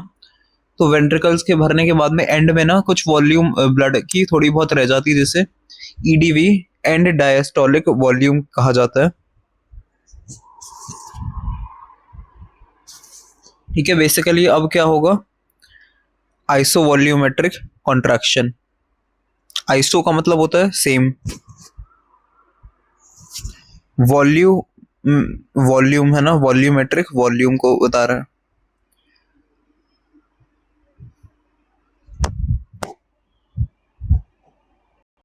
तो मतलब वेंट्रिकल्स कॉन्ट्रैक्ट तो कर रहे हैं बट ब्लड की वॉल्यूम उतनी ही है, सेम है, नो चेंज इन वॉल्यूम। ठीक है, वेंट्रिकल्स के कॉन्ट्रैक्शन से बेसिकली प्रेशर इंक्रीज हो रहा है, ventricle start to contract and इसकी वजह से एवी वॉल्व क्लोज हो जाएंगे। यहाँ पर फर्स्ट हार्ट साउंड आती है वॉल्स के क्लोजर से। हार्ट साउंड मैं बाद में कराऊंगा। ठीक है, साथ में अब सेमी ल्यूनर वॉल्स भी बंद हैं। ठीक है, तो सारे वॉल्स अब इस टाइम पर बंद हैं और वॉल्यूम में चेंज नहीं आ रहा वेंट्रिकल्स के कॉन्ट्रैक्ट होने पर। अब थर्ड क्या होगा, अब जो मेन पंप जिसकी वजह से होता है ना, तो वेंट्रिकुलर इजेक्शन वाला फेज है। ठीक है, वेंट्रिकल्स का प्रेशर इतना ज़्यादा इंक्रीज हो रहा है, अपने वॉल्स भी बंद कर दिए। ऐसा है कि एक जैसे वाटर बलून है, उसमें सब कुछ बंद कर दिए और उसको पानी उसमें भरता रहे इंक्रीज करता रहे, तो प्रेशर इंक्रीज होगा ना। तो ऐसे ही वेंट्रिकल्स का भी प्रेशर इंक्रीज हो रहा है और इतना ज़्यादा प्रेशर इंक्रीज हो रहा है कि वो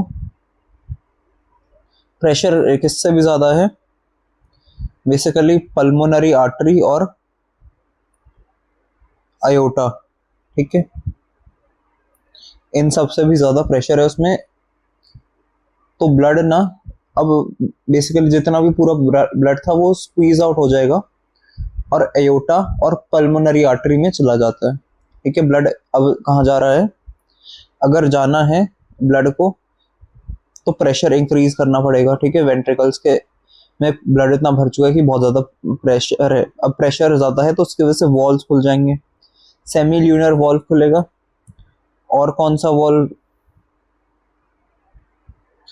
एवी वॉल्व तो अभी बंद है। ठीक है, एट्रिया से अभी कोई रिलेशन नहीं है इसको, तो वेंट्रिकल्स को तो ब्लड एयोटा पल्मोनरी आर्टरी और एयोटा से भेजना है।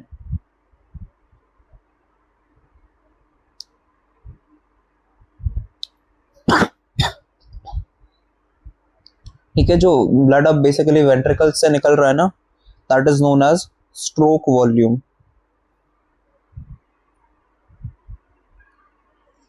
ठीक है, और पहले एंड डायस्टोलिक वॉल्यूम मैंने बता दिया था, वो बहुत कम होती है। ईडीवी की वैल्यू अराउंड 120 ml, और ये अभी स्ट्रोक वॉल्यूम कुछ 70 के अराउंड होता है, 70 ml। ठीक है, सिस्टोल वाला भी होता है कैसी, एंड सिस्टोलिक वॉल्यूम, ये लिख देता हूँ मैं, ईडीवी 120, ईएसवी 50,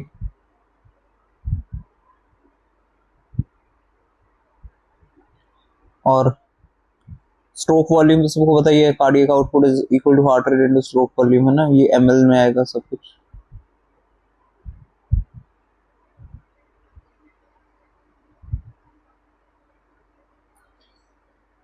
ठीक है, वेंट्रिकुलर इजेक्शन हो गया।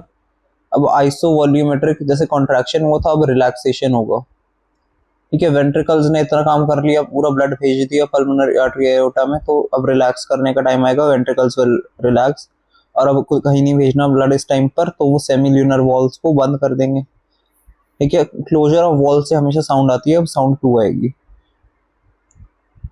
ठीक है, लव और डब साउंड्स आगे मैं बताऊंगा। ठीक है, all walls are close at this time and there is no change in volume. अब वेंट्रिकल्स वैसे ही दोबारा फिल करेंगे, एट्रिया फिल करेगा ना वेंट्रिकल्स को, तो एवी वॉल्व खुलेंगे, एट्रिया से वेंट्रिकल्स में ब्लड आएगा, रैपिड फिलिंग होगी, है ना, फिर नेक्स्ट एट्रियल सिस्टोल, ऐसे ही ये सब कुछ रिपीट होता रहेगा, तभी तो साइकिल है।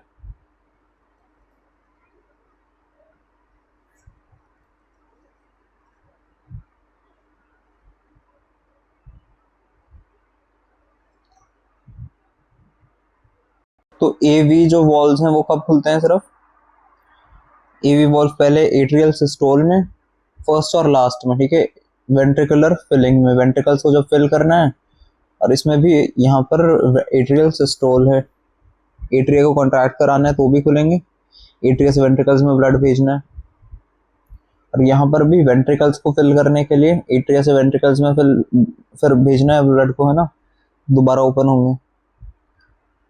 फिर बाकी सब टाइम इनको ये पूरे 2 to 4 क्लोज रहेंगे।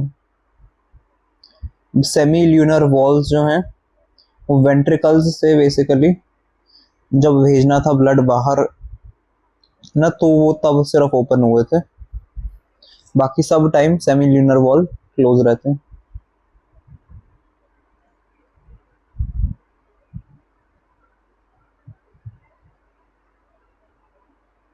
ठीक है, आइसो वॉल्यूमेट्रिक जितने भी फेजेस होते हैं ना, चाहे कॉन्ट्रैक्शन और रिलैक्सेशन हो, तो सारे वॉल्व इस टाइम पे क्लोज होंगे। आइसो वॉल्यूमेट्रिक के टाइम पे कोई भी वॉल्व ओपन नहीं होता, चाहे कॉन्ट्रैक्शन हो, आइसोमेट्रिक चाहे relaxation. So pressure volume changes in left ventricle, तो प्रेशर में चेंजेस एक साइड पर ग्राफ में दिखाए होंगे और एक साइड में volume changes. IC represents isovolumetric contraction and IR isovolumetric relaxation। तो इसको 5 जो फेजेस थे इसमें डिवाइड किया हुआ है। ठीक है, फर्स्ट फेज में जब एट्रिया कॉन्ट्रैक्ट कर रहा था,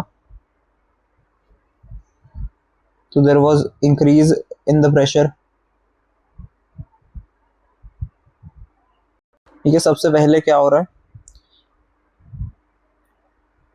ठीक है, ये जो लाइन है ये क्या एट्रियल प्रेशर को दिखा रही है। बेसिकली जैसे ही एट्रियल कॉन्ट्रैक्शन होगा तो एट्रिया में प्रेशर बढ़ता है, तो ये वही दिखा रही है, और ब्लड बेसिकली अब वेंट्रिकल्स में जाता है, तो वेंट्रिकुलर प्रेशर, वेंट्रिकुलर वॉल्यूम, ठीक है, वेंट्रिकल्स की वॉल्यूम भी बढ़ रही है इस वजह से। देन क्या होता है, फेज 2 में आएंगे आइसो वॉल्यूमेट्रिक कॉन्ट्रैक्शन। अब वेंट्रिकल्स कॉन्ट्रैक्ट होना शुरू कर देंगे। ठीक है, वेंट्रिकुलर कॉन्ट्रैक्शन यहाँ पर स्टार्ट हो गया है और वेंट्रिकल्स का प्रेशर बढ़ता जा रहा है और प्रेशर बिल्कुल पीक पर यहाँ पर पहुंच चुका है ना, और वॉल्यूम भी इसकी बहुत ज़्यादा है इस टाइम पर, पूरे फिल हुए हुए वेंट्रिकल्स। और क्या है,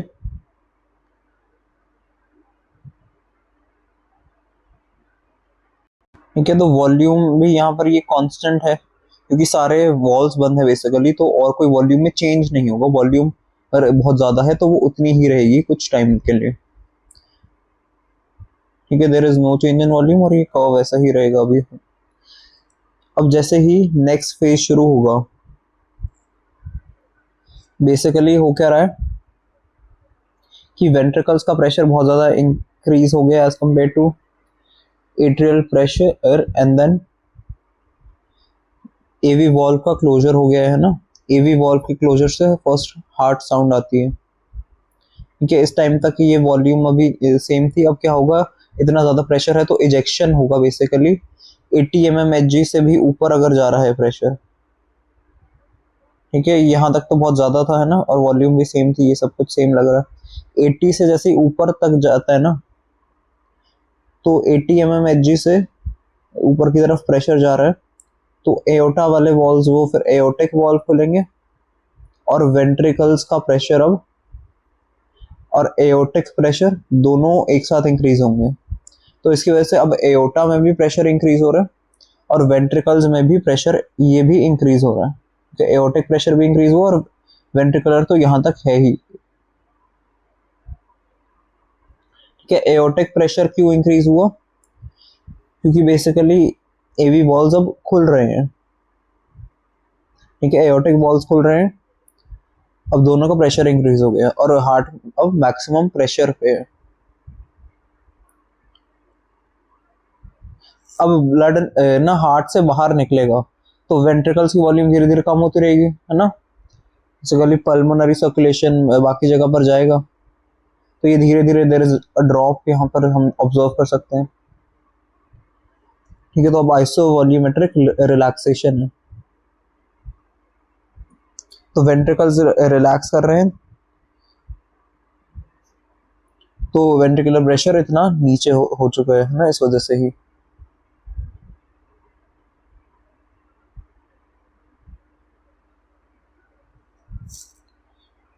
So that's all for this graph. No.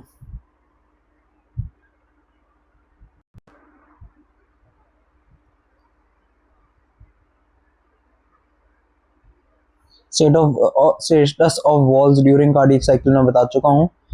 Atrial systole और वेंट्रिकुलर फिलिंग के टाइम पे ये ओपन होते हैं, और मैंने बोला था सेमी ल्यूनर वॉल्व सिर्फ वेंट्रिकल से बाहर भेजने के लिए खुलते हैं।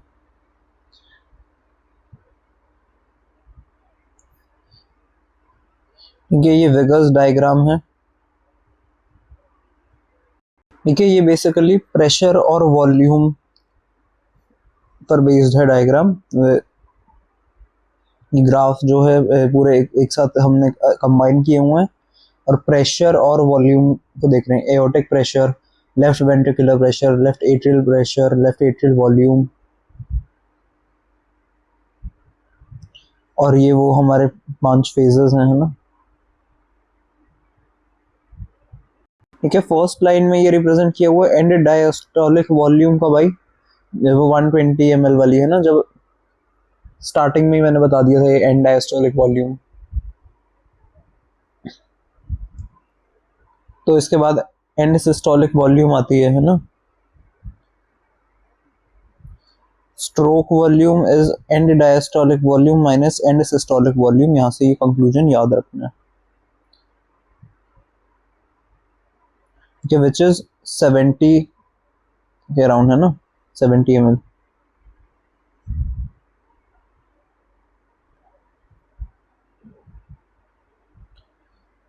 तो बेसिकली आइसो वॉल्यूमेट्रिक जो फेजेस थे है ना, इसमें सारे वॉल्स बंद होते हैं, तो उसमें लाइन हम कैसे दिखाएंगे, फ्लैट टाइप से दिखती है ये ग्राफ में। और वेंट्रिकल्स के कॉन्ट्रैक्शन से क्या होता है, प्रेशर इंक्रीज हो जाता है, ठीक है। कॉन्ट्रैक्शन जब भी होगी ये प्रेशर इंक्रीज होता हुआ दिख रहा है,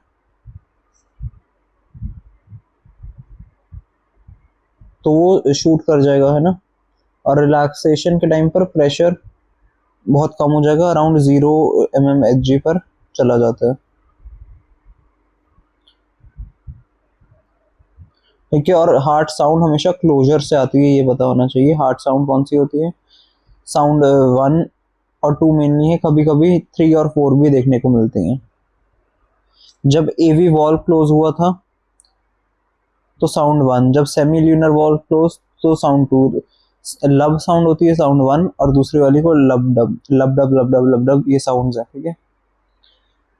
अब कभी कभी साउंड 3 भी आती है, जब रैपिड फिलिंग हो रही होती है ना अर्ली डायस्टोल में तब, और लेट डायस्टोल में जब एट्रिया कॉन्ट्रैक्शन हो रहा था तो भी,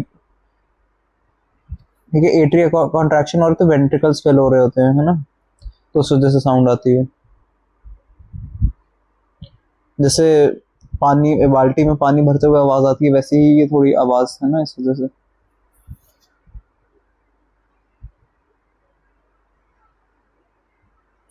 ठीक है। अब ड्यूरेशन ऑफ फेजेस ये भी होना इम्पोर्टेंट है। 0.84 सेकेंड्स की 1 कार्डियक साइकिल की ड्यूरेशन होती है, 0.8 की बजाय 0.84 लिखना है तो बेटर है, ठीक है। और हार्ट रेट इस पे अगर 75 बीट्स पर मिनट कंसिडर की गई है, ठीक है। तो एट्रियल सिस्टोल 0.1 सेकेंड का होता है, 20%, है ना। आइसोवॉल्यूमेट्रिक कॉन्ट्रैक्शन 0.02, सिर्फ 5% of the time. Ventricular ejection 0.25 seconds. Isovolumetric relaxation 0.02 second. Contraction और रिलैक्सेशन टाइम आइसोवॉल्यूमेट्रिक में सेम है, ये याद रखना, ठीक है। 0.1 तो हमें सबको याद ही रहता है ना। वेंट्रिकुलर फिलिंग सबसे ज़्यादा टाइम है 0.45 second, it is 45% of the time. और 25% क्या है, वेंट्रिकुलर इजेक्शन। वेंट्रिकुलर फिल होने में ज़्यादा टाइम लगेगा, जैसे बाल्टी भरने में ज़्यादा टाइम लगता है, और उस बकेट से पानी अगर फेंकना है तो वो जल्दी जल्दी थोड़ा कंपैरेटिवली निकल जाएगा, तो 0.25 इजेक्शन, है ना, 0.25 सेकेंड।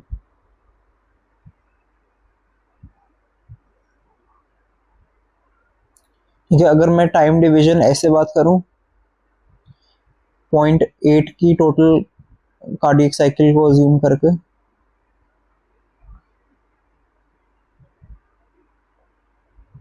तो उसमें से,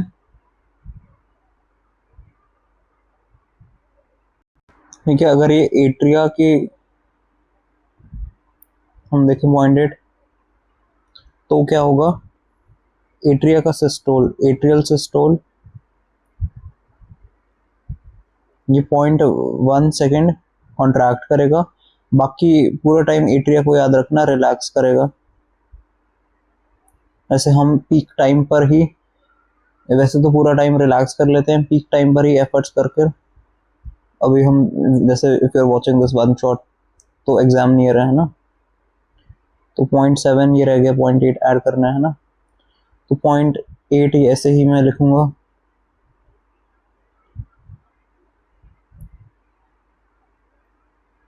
वेंट्रिकल्स का 0.8 में से वेंट्रिकुलर सिस्टोल और वेंट्रिकुलर डायस्टोल लिखा मैंने, ठीक है। सिस्टोल 0.3 का, और ये 0.5 का।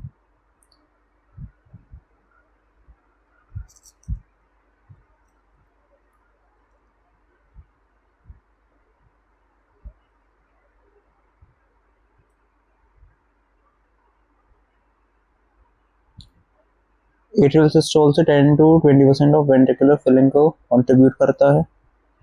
Ventricular filling occurs in diastasis. Systole is to diastole duration 1:2, ठीक है। डायस्टोल डबल टाइम होता है जब हार्ट रेट ये 75 ली गई है,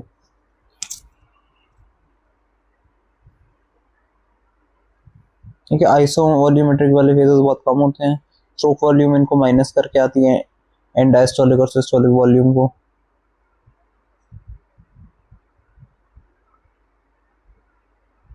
ये नॉर्मल इजेक्शन फ्रैक्शन है ना, इजेक्शन फ्रैक्शन 55 to 65% है, मतलब कितना इजेक्ट आउट हो रहा है ब्लड, उसकी कितनी फ्रैक्शन है।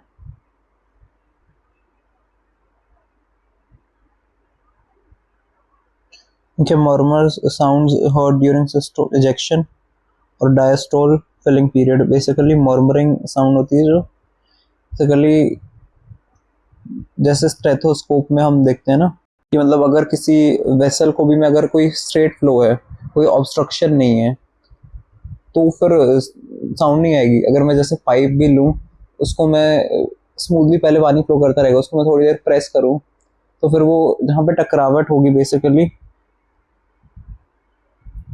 है ना, ब्लड ठीक फ्लो कर रहा है, अगर ऐसे यहाँ पे ये टकराने लग जाए कॉन्ट्रैक्शन से तो फिर आवाज आनी शुरू होती है।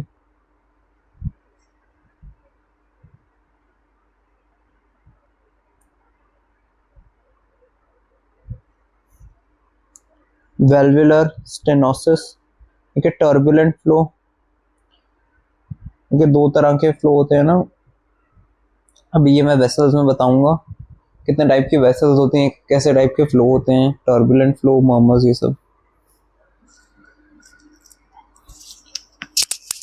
जब हार्ट फेलियर है, हार्ट फेलियर भी नेक्स्ट आएगा टॉपिक लास्ट में, तो डायस्टोलिक शॉक होता है, इनएडिक्वेट फिलिंग है उसमें, स्ट्रोक वॉल्यूम कम पड़ जाती है।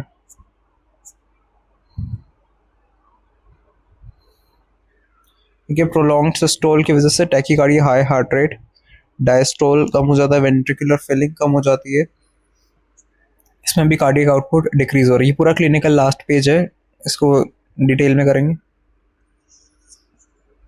ये रही सारी नॉर्मल वैल्यूज जो मैं लिख रहा था।